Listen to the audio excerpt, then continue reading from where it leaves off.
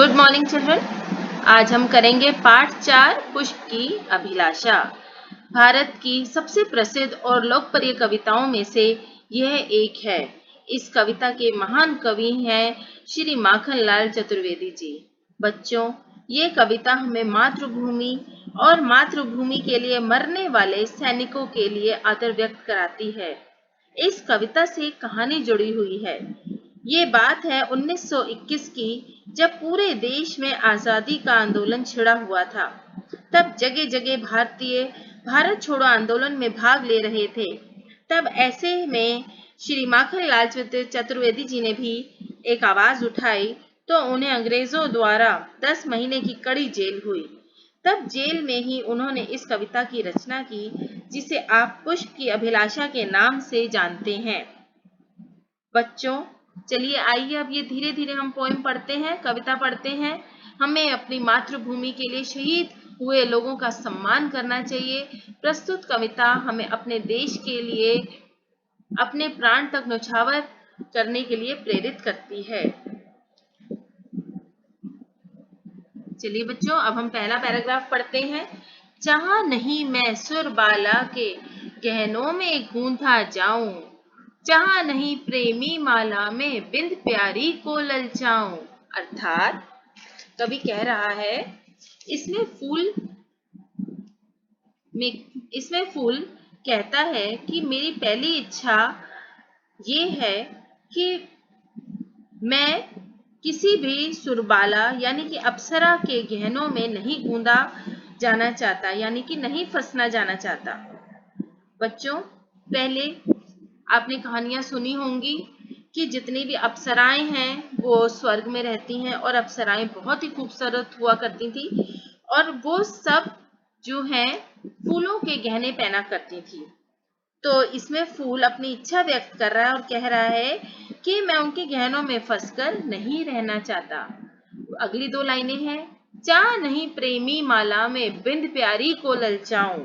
अर्थात यहाँ पर फूल अपनी दूसरी अभिलाषा बताता है कि उसे जयमाला यानी कि जो वर वधू या दूल्हा दुल्हन एक दूसरे को शादी में पहनाते हैं, मुझे जयमाला में भी बंधने का कोई शौक नहीं है। मैं इस तरह की कोई लालसा या कोई लालच नहीं रखता कि वो वरमाला में बंधकर रह जाए। अब हम अगला पैराग्राफ कर रहे हैं। जहां नहीं सम्राटों के शव पर हे हरि डाला जाऊं, जहां नहीं मैं देवों के सिर पर चढ़ूं भाग्य पर इछलाऊं। हम पहली दो पंक्तियां पढ़ेंगे। जहां नहीं सम्राटों के शव पर हे हरि डाला जाऊं, अर्थात इन अगली दो पंक्तियों में बताया गया है कि फूल की कोई ऐसी इच्छा नहीं है कि वह बड़े बड़े राजाओं और बादशाहों के शव यानी कि उनके मरने के बाद उन पर डाला जाए। वह विष्णु भगवान यानी कि हरि से प्रार्थना करता है कि उसकी ऐसी कोई चाहत नहीं है कि वो किसी भी राजाओं के शव पर चढ़े। चाह नहीं मैं देवों के सिर पर चढ़ूं भाग्य पर इछलाऊं।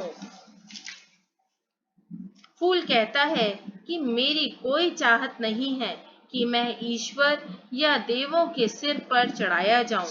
बच्चों, जब कभी आप मंदिर जाते हैं तो देखते हैं कि भगवान का फूलों से श्रृंगार किया जाता है।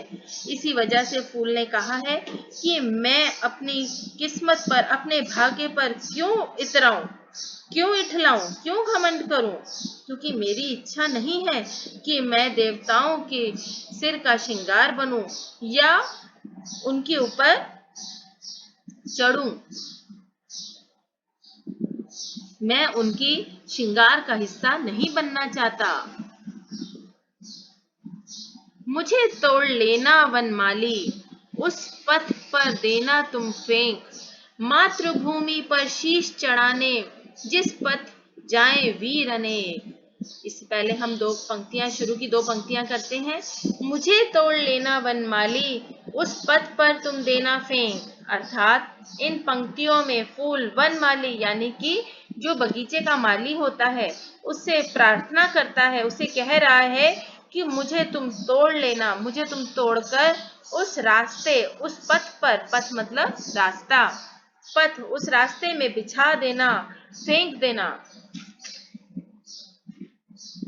मातृभूमि पर शीश चढ़ाने जिस पथ जाए वीर अनेक। अर्थात बच्चों, पिछली कुछ पंक्तियों में पुष्प यानी कि फूल अपनी कुछ इच्छाएं बताता है और अंत में वह माली से अपनी आखिरी प्रार्थना करता है कि मुझे उस रास्ते पर फेंक देना जिस पथ से वीर सैनिक अपने देश की रक्षा के लिए अपने प्राणों की परवाह ना करते हुए चलते जाते हैं, ताकि उनके रास्ते में कोई भी कांटा, पत्थर या कंकड़ ना चुभे और वो हमारे देश की रक्षा के लिए सदैव तत्पर रहें और उनके कामों में कोई रुकावट ना आए। फूल कितना सुंदर सोचता है बच्चों, ये फूल की इतनी महान सोच है कि उसे अपने देश के लिए सिर्फ उन वीर सैनिकों का ध्यान आता है कि जो हमारे देश की रक्षा के लिए अपने प्राण तक न्यौछावर कर देते हैं। वो किसी और के उसमें नहीं जाना चाहता, ना अप्सराओं में, ना वरमाला में और ना ईश्वर के। वो सिर्फ सैनिकों के रास्ते में आना चाहता है कि उनके पांव की शोभा बने। जब इस कविता के माध्यम से कवि बता रहा है कि जब एक फूल की इतनी अच्छी सोच हो सकती है, इतनी महान सोच हो सकती है, तो हम मनुष्य की, हम भारतीयों की सोच ऐसी क्यों नहीं बन सकती। बच्चों, बहुत ही सुंदर कविता है। श्री माखनलाल चतुर्वेदी जी ने बहुत ही अच्छी भावनाएं व्यक्त की हैं इसमें। इसको आप अपने हिंदी लिटरेचर नोटबुक में लिखेंगे और एक सुंदर, कोई भी इसमें से एक सुंदर चित्र बनाएंगे और उसके कलर करेंगे। इसके हमने कठिन शब्द एक असाइनमेंट शीट में दिए हैं और उसे आप अपने हिंदी लिटरेचर नोटबुक में बिल्कुल साफ साफ लिखेंगे। आशा करती हूँ कि आपको ये कविता समझ में आ गई होगी। Thank you.